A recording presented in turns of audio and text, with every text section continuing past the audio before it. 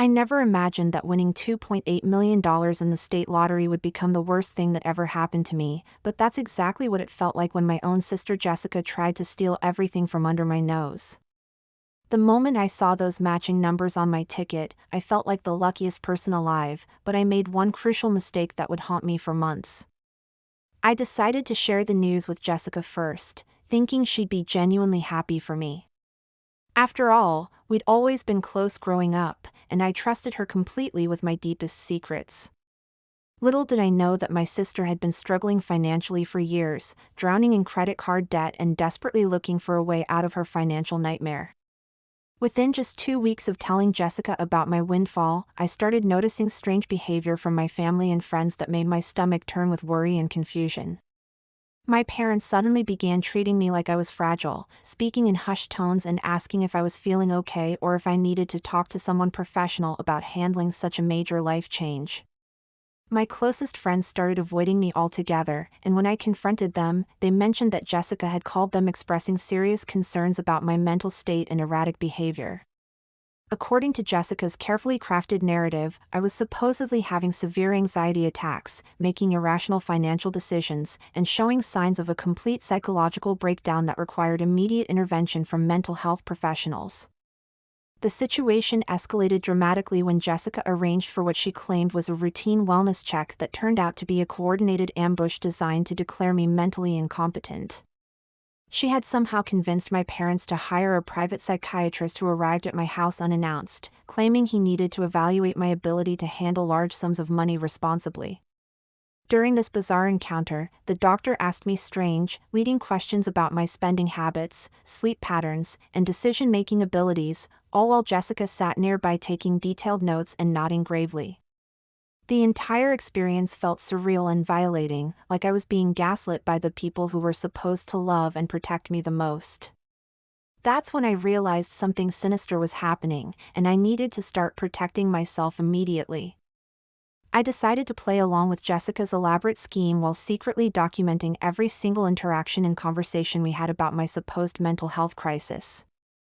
I started carrying a small recording device everywhere I went and began acting slightly more scattered and anxious whenever Jessica was around, giving her exactly what she wanted to see. Meanwhile, I quietly consulted with my own attorney and a legitimate psychiatrist who confirmed that I was perfectly mentally sound and capable of managing my own affairs. The hardest part was pretending to be grateful when Jessica offered to help me manage my finances until I could get better and handle such a huge responsibility. I watched in horror as she convinced our parents to sign legal documents giving her temporary control over my lottery winnings for my own protection. Over the next few months, I continued my performance while Jessica grew increasingly confident in her deception, brazenly spending my money on luxurious purchases she'd always dreamed of owning. She bought herself a brand new BMW, put a down payment on an expensive house in the best neighborhood in town, and took several lavish vacations with her friends, all while maintaining the facade that she was safeguarding my money. Every time I questioned her about these expenditures, she would pat my hand condescendingly and explain that she was making smart investments with my money that would benefit me in the long run. The rage I felt watching her spend my hard-earned lottery winnings while treating me like an incompetent child was almost unbearable, but I knew I had to be patient and wait for the perfect moment to strike back.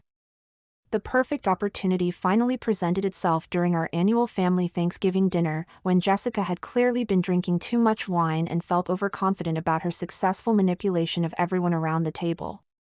As usual, the conversation turned to my condition and how grateful everyone was that Jessica had stepped in to help me during such a difficult time in my life.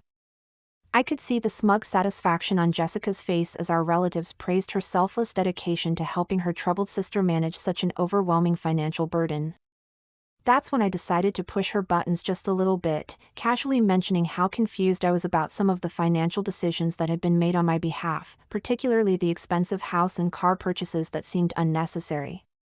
Jessica's reaction was everything I had hoped for and more, as she launched into a detailed explanation of her financial strategies while completely dropping her caring sister act for the first time. With my phone secretly recording under the dinner table, she began bragging about how easy it had been to convince everyone that I was mentally unstable and incapable of handling money responsibly.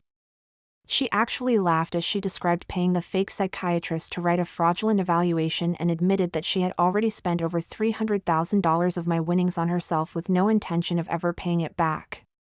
The entire family sat in stunned silence as Jessica drunkenly confessed to orchestrating the whole elaborate scheme, completely unaware that she was destroying herself with every word that came out of her mouth. The aftermath of that Thanksgiving dinner was swift and satisfying in ways I had never imagined possible when this nightmare first began months earlier. I immediately played the recording for my shocked parents and other family members, watching their faces transform from confusion to absolute horror as they realized how completely Jessica had manipulated and deceived all of them. Within 24 hours, I had filed police reports for fraud, theft, and elder abuse, and my attorney had already begun the process of recovering every penny Jessica had stolen from me.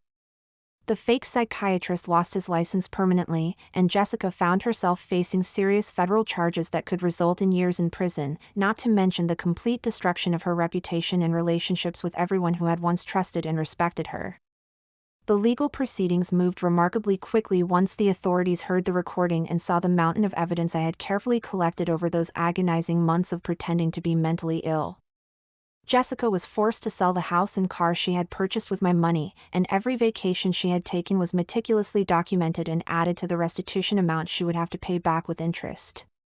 Watching her break down in court as the judge sentenced her to 3 years in prison and ordered her to pay back every stolen dollar plus damages was the most satisfying moment of my entire life. My family, who had been so easily manipulated by Jessica's lies, could barely look me in the eye as they realized how badly they had failed me during my time of need. Looking back on this entire experience, I've learned that money really does reveal people's true character in the most brutal and unexpected ways imaginable. Jessica's betrayal cut deeper than any stranger's crime could have because she used our lifelong bond and our family's trust as weapons against me in her desperate pursuit of easy money. The $2.8 million I won was supposed to be a blessing that would secure my future, but instead it became the catalyst for discovering that my own sister was willing to destroy my life and reputation for her own financial gain. While I eventually recovered every penny she stole, the damage to our family relationships and the trauma of being gaslit by the people I loved most will take much longer to heal completely.